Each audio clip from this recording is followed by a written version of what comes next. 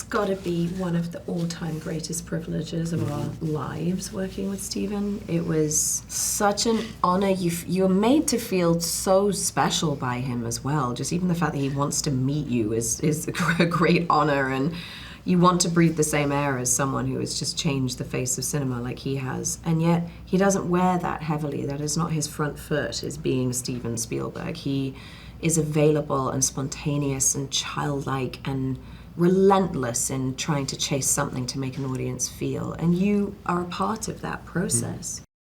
Yeah, it's true. It's a bizarre thing to say out loud. You've been in a Steven Spielberg movie. Yeah. It's even stranger to be sat doing interviews with him. But then at the same time, he is just the most humble, most kind, generous, excited, curious. It's like I imagine every movie is like his first. He's still so inquisitive. Yeah, it was a dream. I see them as quite classic Spielbergian characters. I think they're idiosyncratic, they're outsiders. There's a sort of loneliness, a search for belonging. I love that Steven doesn't use elite sort of action figures as his protagonists. That's quite a common theme, people in search of something.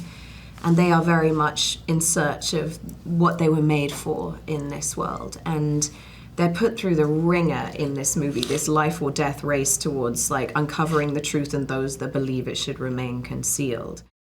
And yet they're pulled inextricably towards it and towards each other, and to this shared history that they seem to have that they didn't know until this disclosure day.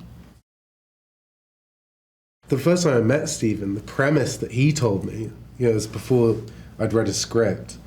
He was like, this is a story about two people who are connected by their past, but they don't know it, and they're being pulled together. And so that was always the kind of the driving force of this movie.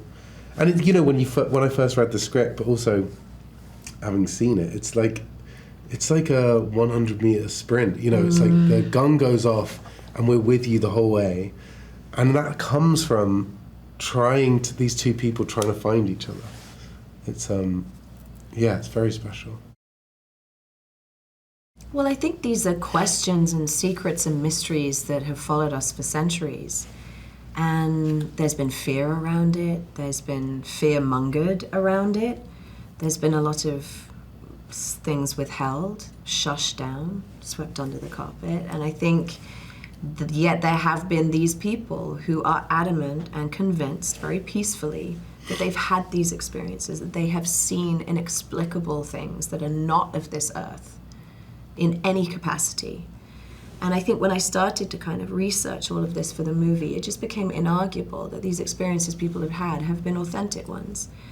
And so I think that the film explores maybe the injustice that these truths are being hidden from us, and maybe we have an awful lot to learn. I do find it interesting that the common theme amongst every single person who's had an experience, whether it's a fighter pilot or a person on a farm, they have been non-violent, non-hostile interactions. So maybe that's a positive message. Yeah. I think right now we're living in a very hostile, very fractured world. There aren't many bits of information that we could receive to give the world a bit of humility. And as Emily just said, these visits have been non-violent as far as we know. So maybe there is something we can learn.